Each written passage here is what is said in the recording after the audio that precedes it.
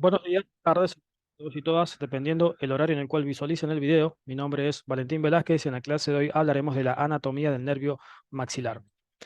El nervio maxilar es un nervio exclusivamente sensitivo. Este es la rama media del nervio trigémino. Se va a originar, pues, de, en el sector medio de la rama oftálmica y la rama mandibular del nervio trigémino y luego, penetrando a través del foramen oval o redondo mayor, llega a la fosa maxilar. Penetrando a su vez por el conducto suborbitario, finaliza atravesando la cavidad orbitaria y llegando hacia la pared lateral de la mejilla, finalizando allí en las partes blandas como nervio suborbitario. Aquí vemos el trayecto y distribución de este nervio. Como dijimos, se origina pues desde el sector medio del ganglio de Gasser.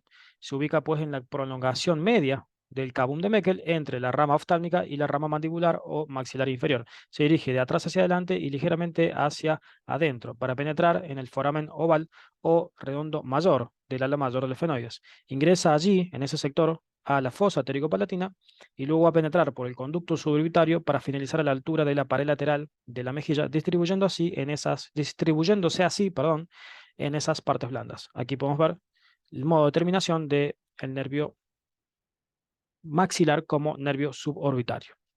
Ahora bien, en lo concerniente a las relaciones, este nervio encuentra relaciones en principio en la base del cráneo. Se dirige entonces de atrás hacia adelante y ligeramente hacia adentro. Aquí podemos ver su trayecto. Se origina desde la rama oftálmica y la rama mandibular, como ya mencionamos. Se va a aplicar en toda la pared lateral del seno cavernoso. Aquí podemos ver al nervio maxilar. Se encuentra relacionado pues hacia medial con el seno cavernoso y con el contenido del seno cavernoso. Estamos hablando de la arteria carótida interna. Descansa sobre el ala mayor del efenoides. Acá claramente lo podemos visualizar. Y está cubierto por el lóbulo esfenotemporal. Luego, atravesando ese foramen o conducto oval o redondo mayor, va a llegar hacia la fosa palatina o maxilar, también denominada fosa esfenopalatina. En ese sector, el nervio va a atravesar toda la superficie de la fosa palatina por encima del ganglio de Gasser y a su vez también por encima del ganglio de Meckel, o también llamado ganglio palatina, y también por encima de la arteria maxilar interna. En este sector, el nervio se va a encontrar en forma acintada, plexiforme, justo por encima del ganglio de Meckel o ganglio palatino. Aquí también se encuentra por encima la arteria maxilar interna, como ya mencionamos, dejando esta arteria numerosas ramas colaterales en este sector, que son la arteria palatina descendente, la arteria vidiana, la arteria suborbitaria y la arteria pterigopalatina. Aquí vemos toda la constitución de esta fosa denominada pterigomaxilar o esfenopalatina. Luego, atraviesa todo el conducto suborbitario, como ya nosotros hemos mencionado, y en este sector lo va a atravesar junto con la arteria del mismo nombre, la arteria suborbitaria, que es una rama de la maxilar interna. En este trayecto se va a corresponder con todo el techo del seno maxilar, separado de este simplemente por una pequeña lámina delgada de tejido óseo, que aquí la podremos visualizar. Luego finaliza, como ya dijimos, a través del agujero suborbitario como nervio suborbitario, dejando su única rama terminal. En todo el trayecto, el nervio maxilar va a dejar numerosas ramas colaterales.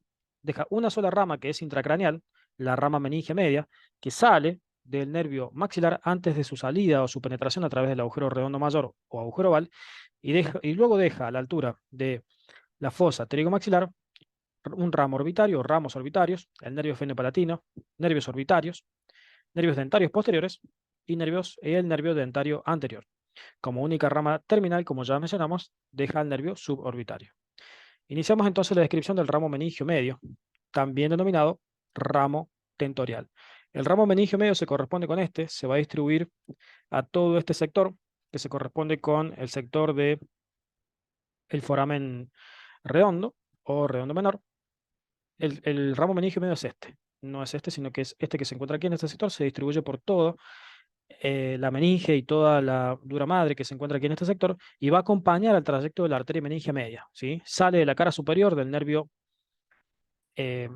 oftálmico antes de su travesía o su perforación a través del agujero redondo mayor. Luego nos encontramos con el ramo orbitario, en realidad los ramos orbitarios.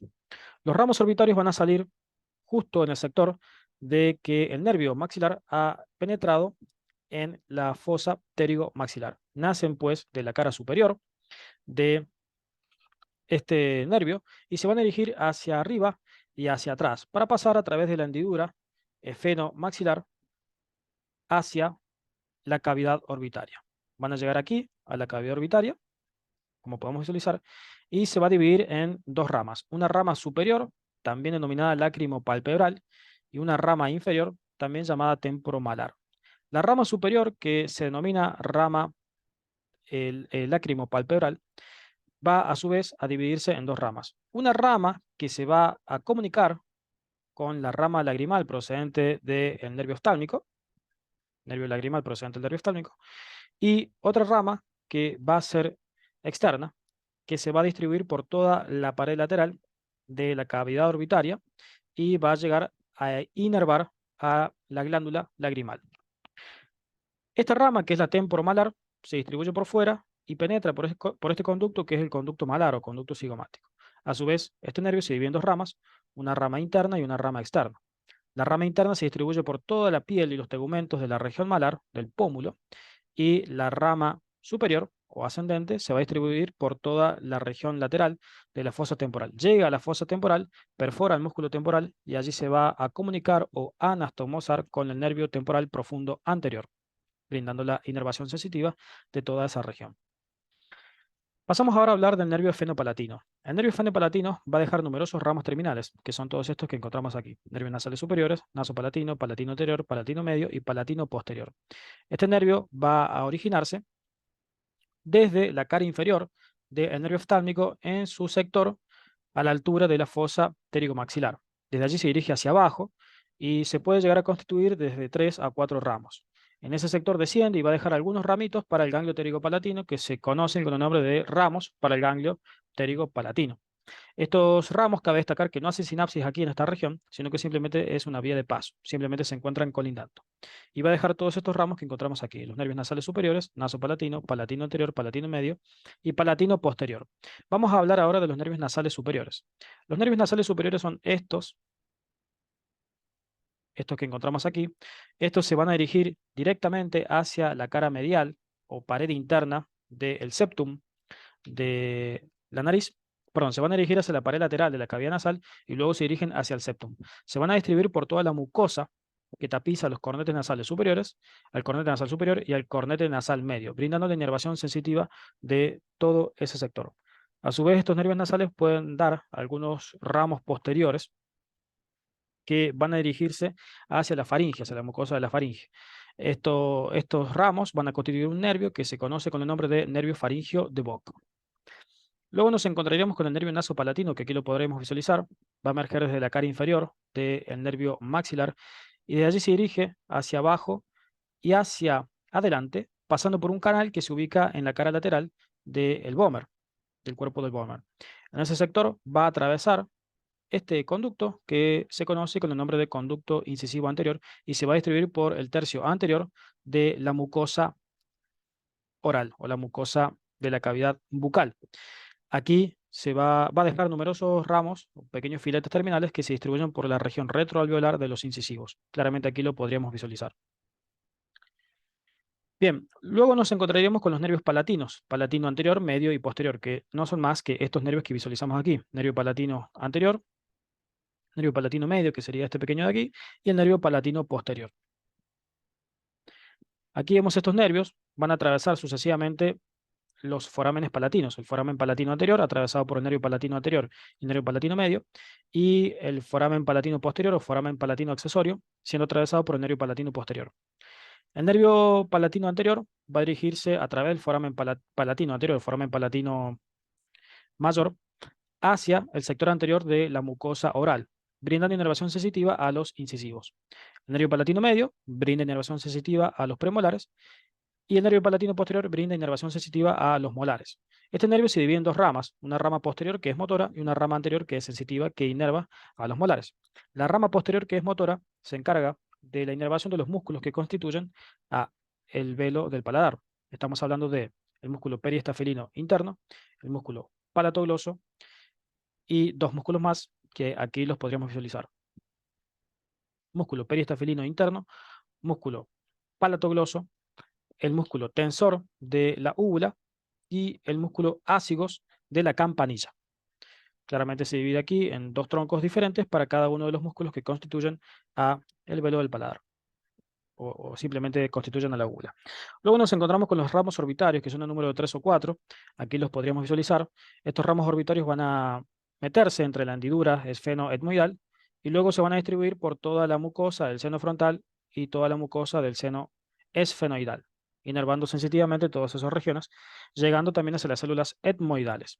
Penetran aquí y se dirigen hacia el piso de la base del cráneo.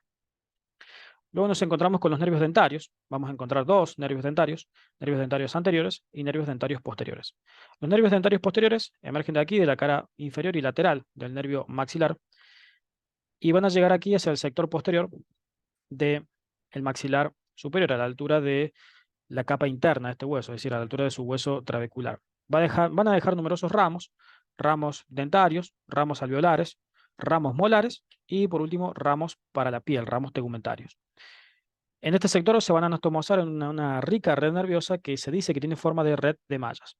Los nervios dentarios anteriores también van a dejar nervios alveolarios, nervios dentarios, y van a dejar ramitos colaterales para anastomosarse así también con esta rica red de mallas que tiene forma de justamente red de mallas. Una red de plexos nerviosos constituida por nervio dentario posterior y el nervio dentario anterior.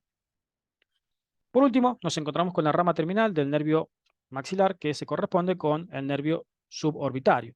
El nervio suborbitario, luego de que ha salido por el agujero suborbitario, se va a distribuir, o se va en realidad a dividir en tres ramas. Una rama medial, que se distribuye por la pared lateral de la nariz, inervando sensitivamente todos estos tegumentos.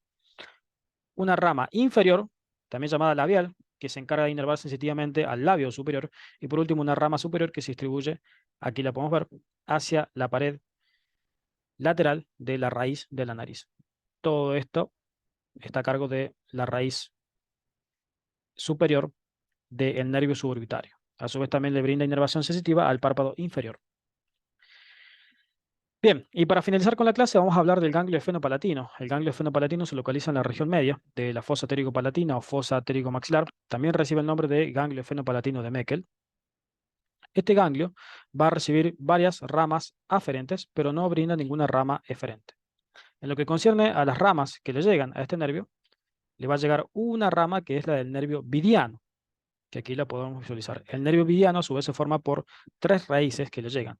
Una rama colateral simpática, que le llega a través del plexo carotídeo que rodea a la arteria carótida interna. Una rama que proviene del nervio de Jacobson, que es una rama del nervio glosofaringeo. Y por último, una rama del nervio facial, a la altura del ganglio geniculado. Todas estas tres raíces van a conformar al nervio vidiano. Estamos hablando del nervio petroso mayor, el nervio petroso superficial y por último al nervio de Jacobson. Constituyen al nervio vidiano y este nervio va a llegar aquí hacia el ganglio esfenopalatino. El ganglio esfenopalatino entonces tiene tres tipos de fibras nerviosas diferentes: fibras simpáticas, fibras sensitivas y fibras motoras. Este ganglio está encargado, por ejemplo, de la inervación de la glándula lagrimal a través de la rama que le brinda el nervio facial. Muy bien, pues eso ha sido todo entonces con respecto a la clase del día de hoy. Espero que les haya gustado y nos veremos en siguientes clases. Saludos.